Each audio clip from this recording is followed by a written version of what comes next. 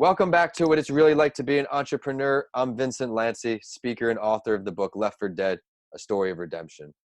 Want to know what it's really like to be an entrepreneur? Well, you came to the right place. Whether you're already an entrepreneur or looking to start your journey tomorrow, or just someone who needs a little extra motivation to get through the day, this is the perfect podcast for you.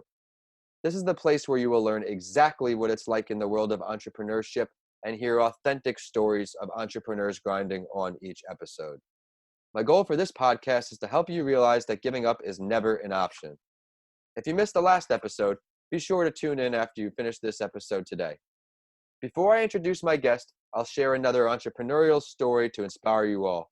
I'll now introduce a pretty famous author in J.K. Rowling. We all know her from the Harry Potter book series, but if you look into her story, you'll learn a lot more.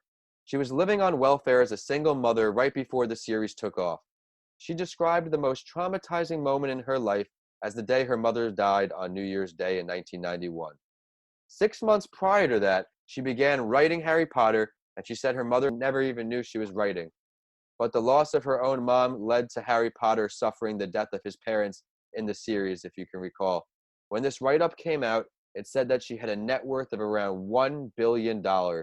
I think this is a pretty incredible story and a true testament to never stop believing in yourself. Supna, what did you feel about this Harry Potter story? Are you familiar with J.K. Rowling's story? I am. It's such an incredible story. I love the movie series, and my triplets turned 7, so we're going to start reading the series soon. Oh, wow. That will be exciting for you to relive that.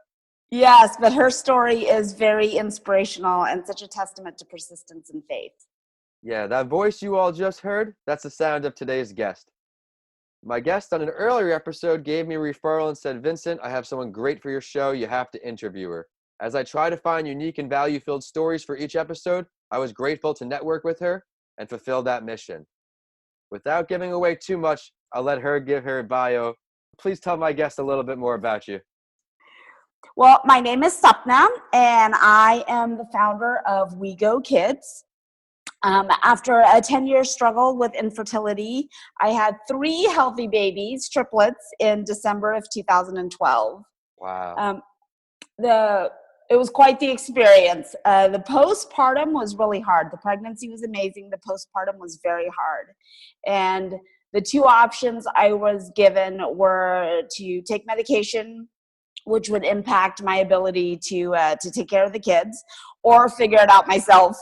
So I chose to figure it out myself and really dug into actually the emotional intelligence side of things. So my background is in HR and talent acquisition and the application of emotional intelligence in the workplace.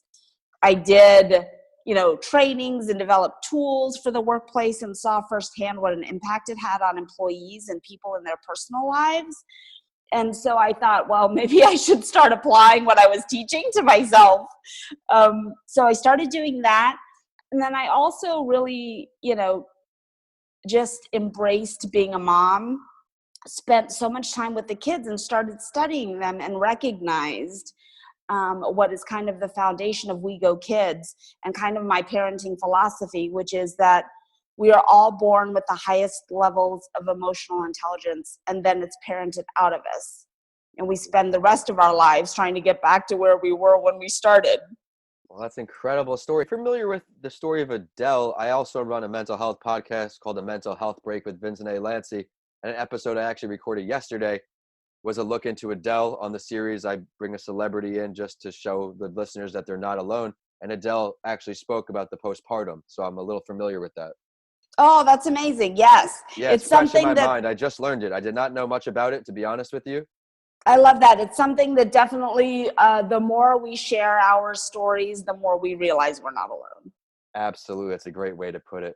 Well, thanks for sharing all that. And now let's get into the big 5, Supna. Each episode, what I do is I go over these 5 questions with my guests to help them really learn what it's like to be an entrepreneur. You ready to go? Ready. Cool. When did you first realize that you weren't happy with what you were doing or that you just needed a bit of a change? Yeah, I think for me, it was more the universe. It was not so much that I wasn't happy being a mom. It was just that I found myself sharing my stories and what I had learned as being a parent. and more parents kept asking me questions and asking me for material and asking me for things that they could read. And so it was kind of more of an organic entry into it. Amazing. Yeah, you figure might as well monetize it if you're in demand. Yeah, absolutely. And more so in terms of, rather more so sharing the knowledge in a way that people will value it. Love it. Yeah, it's definitely valuable information. I'm sure you're helping a ton of people along the way. Yeah, we have 3 video podcasts, an audio podcast, as well as a kids clothing line that's What are the names of grounded in. those? Share those with our listeners so they can take a peek. Sure. Our video podcasts are Parent Talk is the first one. Raising EI is the second one. No Chickpeas in My Chocolate is the third one. And then the audio podcast, which you can find on anywhere you listen to podcasts, is From Me to We. Awesome. Thank you for sharing all that. What would you say 1 or 2 of the most difficult parts of being an entrepreneur are? For me, they were definitely getting out of my own way. I find that we create more obstacles for ourselves than anybody else in the world. And so that was definitely number 1. And number 2 for me was not wearing blinders. Things don't come in the box that you expect them to. So the path of least resistance for me is the path. If I was struggling, I realized I was going the wrong way. Absolutely. Especially with entrepreneurship, that's a pretty frequent occurrence where things don't tend to work out the way you want them to, or it doesn't seem as it is. Things are constantly changing in this world, which makes it exciting.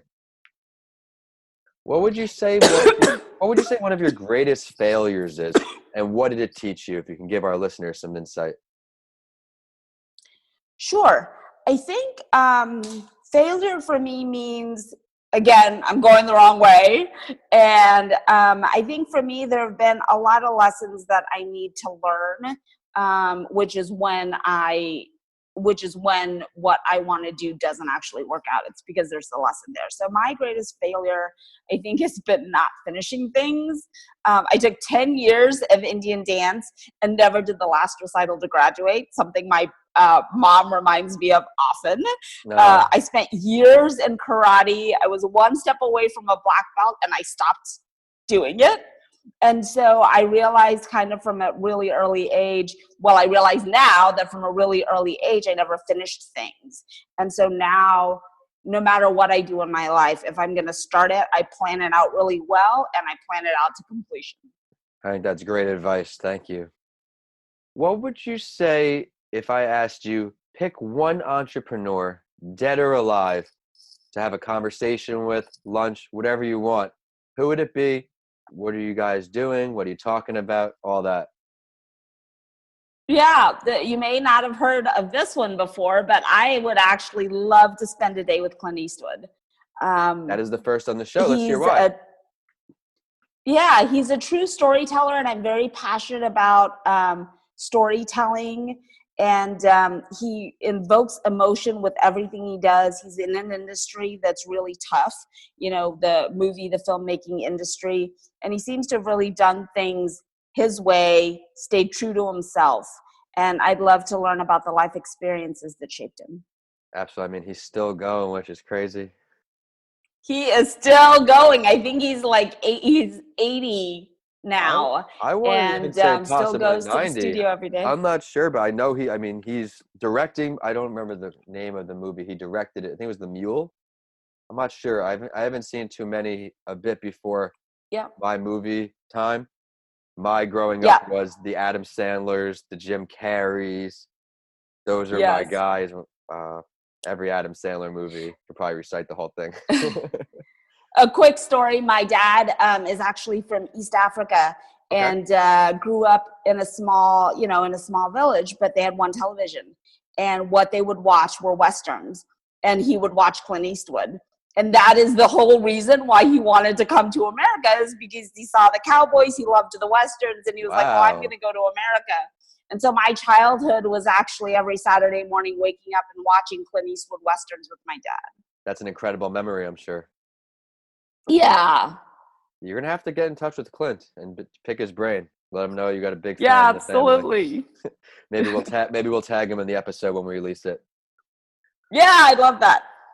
So where do you see yourself in all of your entrepreneurial endeavors in the future? We're going to look at 1 year from now, and then we'll also proceed to 5 years. 1 year from today, what are you hoping to work with?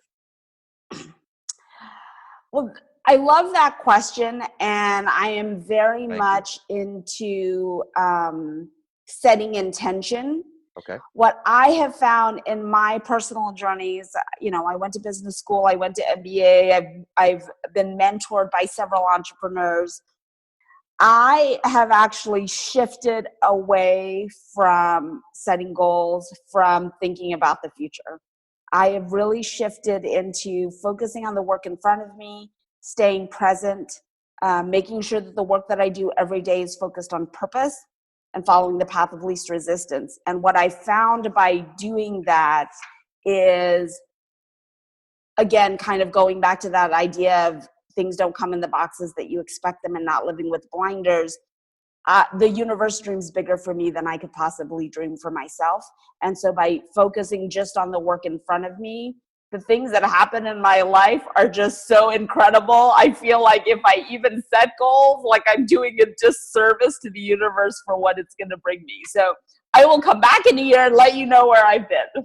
Absolutely. It's funny you say that because a part of this show, I do plan on bringing some guests back and catching up with the listeners and sharing what's changed from then. So we can definitely do that. Thanks for sharing all that. I'm also kind of similar where I have my bigger goals that will obviously take some times, but I'm much more focused right now on the shorter term completions to build my brand to get to those goals. Does Yes. that make sense as far as these podcasts? Season 1 right now, I'm trying to do a service, inspire them through our stories, our successes, our failures, and pump out 3 episodes per week for the first season. And the amount of time that goes into it is just something I'm passionate about, but Yeah. I take it very serious because it's a short-term goal and I'm seeing it right in front of me between the templates that I send you and I customize them for each guest. And then on my Instagram and Facebook, I do an audio transcribing over a photo, do a couple of Yes. those. Focusing on those short-term goals is a great way to put it. I had one guest notably who had a similar answer, but not many give that answer. I said, where are you going to be in 1 to 5 years? This is Jeffrey Combs. He's a big time speaker and coach. He says, right in this chair, I'll be right here. Yeah. I love I'm that. gonna retire in 7 years, but this is what I'm doing. And he couldn't have said it better because it's true. But thank you so much, Supna. I know our listeners are going to see the value in your episode today. I really enjoyed learning all of your background, and I can definitely resonate with the difficult parts that you gave for being an entrepreneur. I hope I do, but I'm not sure if I'll hear another Clint Eastwood anytime soon. So I love that as well. So thank you. Thank you for And I having really like me. the, oh, no problem. Thank you for joining. I also would like to ask you for the last word. This is something I also end each show with, or towards the end, where I ask you to share something with our listeners that you did not get a chance to touch on today. Yeah, I think I would just really ask the listeners that if you can focus on truly finding your life's purpose and doing the work that fulfills it, the entrepreneurial journey can be a truly spiritual one as well. Absolutely. Thanks for that. Can you please go ahead and share your social media website and ways for our listeners to either request your services or follow your journey? If you would like to repeat your podcast as well, feel free. Sure. So it's raisingei.com. That's raisingei.com. We are at WeGo Kids on Facebook, Instagram, and Twitter. And the easiest podcast to access is From Me to We. From me to we. Great. Well, thank you for sharing that. Everybody listening in, be sure to check out all of her incredible material and content. Remember, you can follow the show on Instagram at Your Favorite Morning Podcast or on Twitter at Podcast by Lanci. We're at Your Favorite Morning Podcast on Facebook too, and my handles are at Vincent A. Lanci on all social media and YouTube. My website is vincentalanci.com. Make sure to check out my book, Left for Dead, A Story of Redemption on Amazon now. And DM me or email me. Let me know what you all think.